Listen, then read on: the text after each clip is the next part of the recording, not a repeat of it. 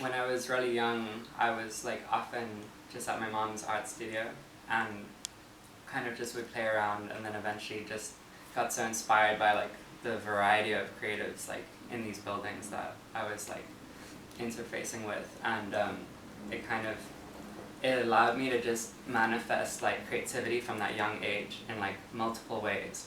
One of them being like murals and painting and like little paintings, comic books.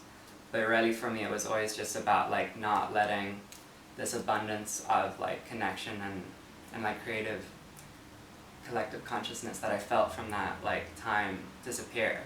And so it was almost like a way to connect more so than any form of escapism. And I've tried to like hold on to like that lineage from that age to now, and kind of keep it alive in various forms. But now it's primarily through muralism and painting, but I still do like have lots of smaller practices to like kind of keep kind of the communication between these mediums alive. Right. Like my mom was part of kind of like the first wave of artists like post-apartheid, so there is like a deep history there, but a lot of its connection to the greater like outside like landscape of art movements had been like completely cut off until recently. So like in Johannesburg especially right now, there's like a massive amount of energy outpouring through like youth culture that I was painting a lot of walls when I was really young, because my mom would kind of take me with on like a lot of trips. Like she'd do murals in various countries, and I'd just sit there, be bored, and then be like, hey, can I paint? And then it just organically picked up steam, but I never ever looked at it through like, oh, this could be a way to like make money. When I was 17, I got invited to paint at like basically like a convention for kids through this like brand called Mr. Price.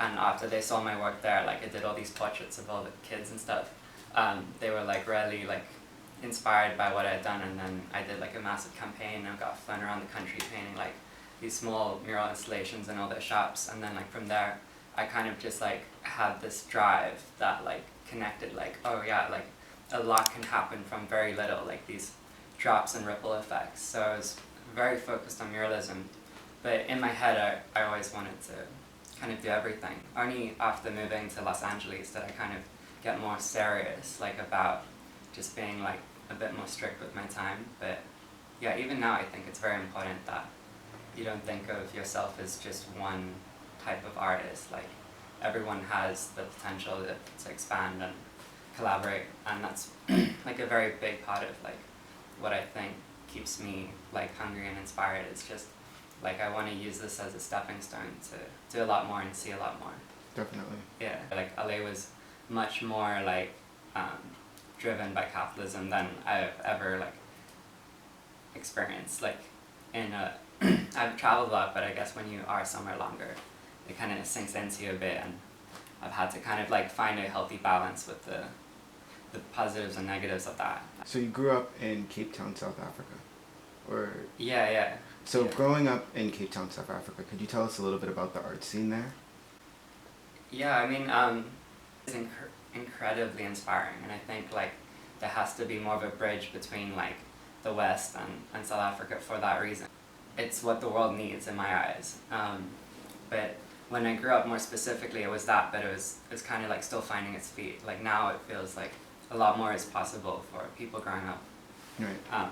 But yeah, there's just a ton of energy, cross-pollination of ideas and culture, and a lot of opportunities too, like more and more, but it's very young, so I think that there has to be like a sharing and mixing of Definitely. ideas from like New York and other cities, and I think it would benefit everyone.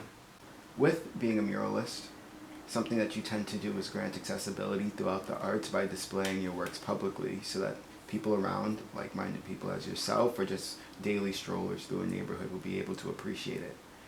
Was this intentional? Did you ever think of it as something where maybe it would be appreciated by more than just people who appreciate art on their own? Yeah, I mean, like, because I started painting so young, it was very linked that I was directly inspired by walls that I saw.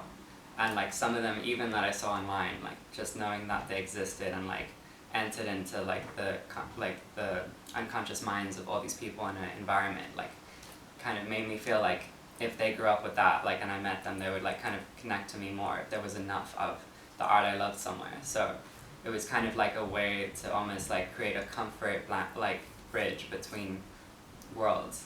But like at the time it was more of just an intuitive impulse, like this needed to exist. Right. I remember like I'd always paint walls early on like without a plan, because I always like felt like spending enough time in an environment would inform the piece itself, like these conversations with people. I used to do a lot of like abstracted words and poetry throughout the pieces I did that were kind of like parts of like conversations or just how someone made me feel when they walked by, and like let it inform kind of the process itself. And so yeah, I think that it, on a number of levels, like muralism, it has been like a very informative language of its own that's like informed my like fine art practice to a degree too.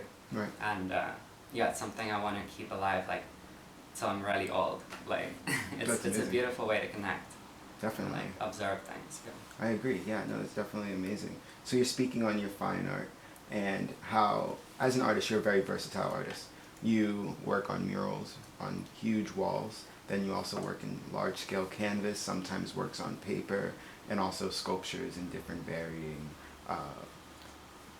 mediums. Yeah. So I guess this is more of a fun question. Do you have any particular medium that you're most fond of? Yeah, I think it depends on like the emotion, but basically like the medium that I find that I return to as like a core base has just been ink and paper. Like a lot of these works are like kind of just like painted directly, but when I'm kind of planning out like larger murals, it's the best way to refine like your skills to just a graphic nature. And something about the limitation of using like a medium-sized brush and paper like can take an image and reduce it to its like most striking elements. And yeah, I think that's kind of just how I feel. If I could only make one more piece, it would be something in that. I just have one primary show that I'm focused on, and then like a couple of commissions have come in organically just without even advertising it, and those I've said yes to mostly, but yeah, at this point I just have to focus. But in general, I try and mix it up. I try not to have too much work out, so I have like 1 or 2 shows that I put in, some group shows if I really like the artists involved and the gallery. But I think that it's important to kind of know like you can sell work by yourself. I think for online, it's better kind of to keep it smaller work available at a limited amount and just kind of use it as a way to make work that like you really want to make, that you don't have to kind of find a matching gallery aesthetically and then like see where that goes. What I found works really well is having like a long period of inspiration, basically, where I take notes and sketch, and then from there I'll go into kind of like a more design phase where I'm just making a lot of work, and after that I'll kind of like almost quilt these pieces together and contrast them, so like have like these designs kind of like speak to each other, but I'll have lots of references beforehand that I can kind of put together and make mock-ups and kind of sit with the emotional resonance we want to create before even intellectualizing it. And I think I want to kind of stick to this sort of method because it feels like a very special experience, because you're changing with the work itself, and you're kind of like setting out intentions that can kind of coincide with the questions you're asking yourself.